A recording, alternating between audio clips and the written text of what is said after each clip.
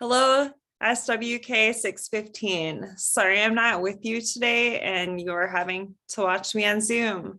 My daughter's high school marching band, the Roseman High School Marching Band, is representing the state of Minnesota today in Bands of America Grand National Championship in Indianapolis. I don't know if we'll make it finals. It was a really long road trip to get here, but keep your fingers crossed. So I'm going to go ahead and jump into trying to be time sensitive because I know that my other group members have content that they would like to also present, and we want time for class discussion. Just a side note, the resource folders that you have, there are some definitions in there. I chose to cut those from the PowerPoint and instead give you a document that you could hang on to.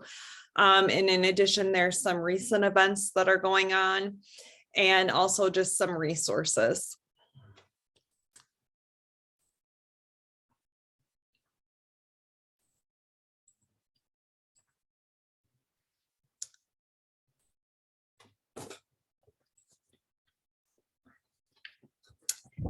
So to begin, in the Hoskins article on page 694, there was a quote that talks about the panopticon.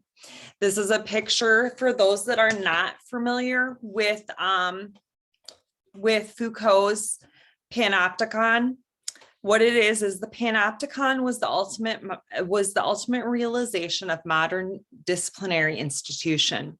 It allowed for constant observation characterized by an unequal gaze, the constant possibility of observation. Perhaps the most important feature of the panopticon was that it was specifically designed so that the prisoner could never be sure whether they were being observed at any given moment. The unequal gaze caused an internalization of disciplinary individuality and the docile body required of its inmates. This means one is less likely to break rules or laws if they believe they're being watched, even when they're not being watched. So in the quote from page 694 of the Hoskins Journal was the naturalization of masculine right of access over femininity and how feminine fear is a regulatory power whose internalization is akin to the panopticon. Borrowed from observations of architectural design of prisons in which the building itself creates the sense of an omnipresence of the jailers. Foucault theorized that the panopticon creates an internalized surveillance resulting in the self-regulatory behavior. So jumping into kind of just giving you that background for those that may be not familiar with Foucault. Jumping in, the first question to consider is, how are the experiences of trans women and cisgender women similar under the watchful gaze of the patriarchy's defined position of masculinity? And I'm gonna let my group pause me so you guys can chat about that.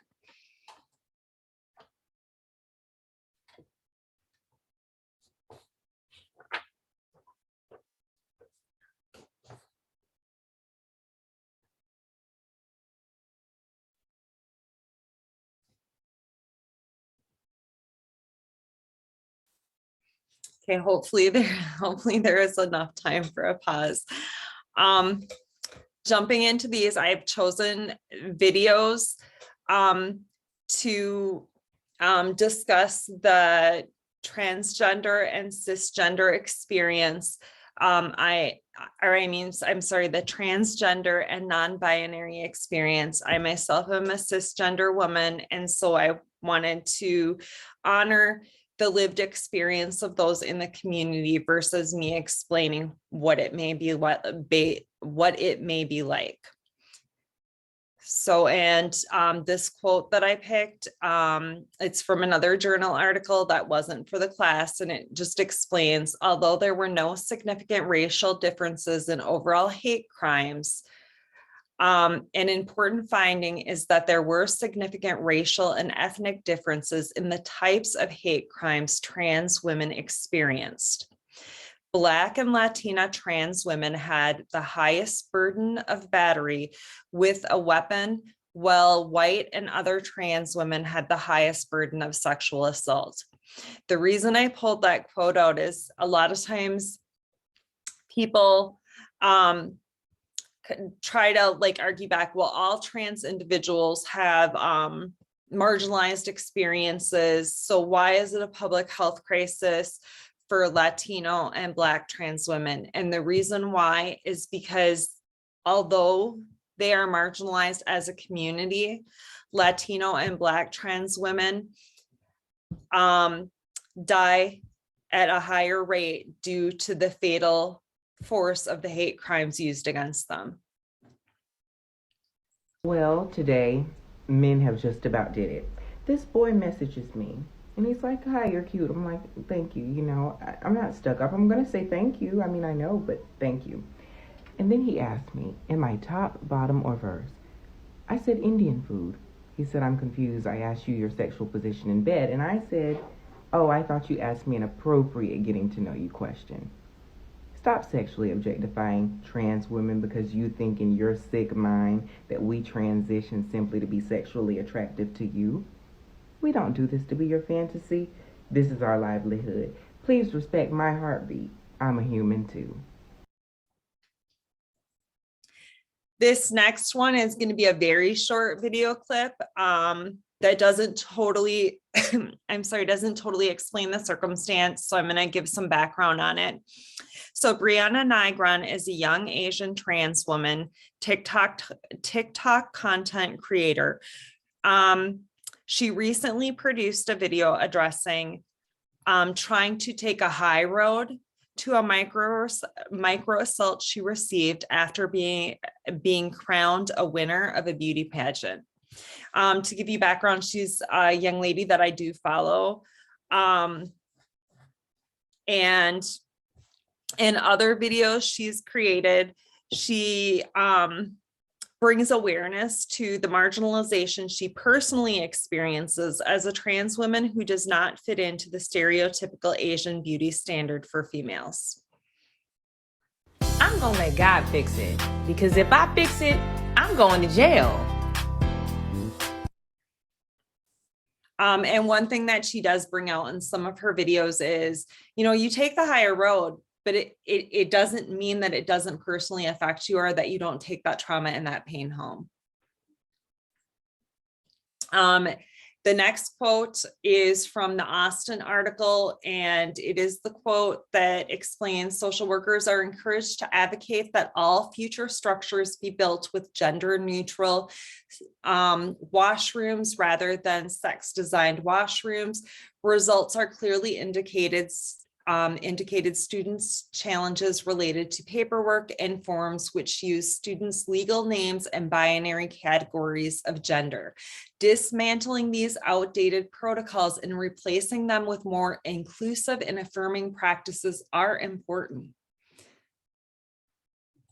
Comments like these are really frustrating because they're usually left by cisgendered people. And it's like, obviously you would think that that term is already gender inclusive. Like, especially men, obviously you would think that that term is already inclusive because it was literally made to include you. Obviously you would see nothing wrong with it because it already includes you, so what more can people want? There's two genders and Latino already includes those two genders. First of all, I'm not even gonna have this conversation if you still think that there's only two genders. Like, you can't even contribute to this conversation if you don't comprehend basic science and social constructs. Like, honestly, we can't have a conversation about gender inclusive language if you don't even understand that. The terms Latinx and Latina were created to include all people regardless of their gender identity. And it is especially made to include non-binary people, people who don't identify with any gender. If you already identify with a gender, well, that's good for you. It means that you and people like you have always been represented by the term Latino. But there are millions of people who haven't been represented. Terms like Latinx and Latina were created to include all people regardless of gender identity. So I probably should have primed on that one. This person identifies as a cisgender Latino person. My last question of the day and for my short cameo is how would intersectionality cause the experiences of trans women and cisgender women to differ in relation to the patriarchy's defined position of masculinity? Some of us in this class may be more informed on different communities in the LGBTQIA+, but since not all of us are, that is why I showed the TikTok videos in Prime for this, to kind of give people some thoughts to think about in the discussion. So, and I will see you all the next Saturday. Have a great discussion, and I am very sorry I can't be in this class. This is a topic that I feel quite passionate about. I'm not always the most informed, but I am pretty passionate about this topic.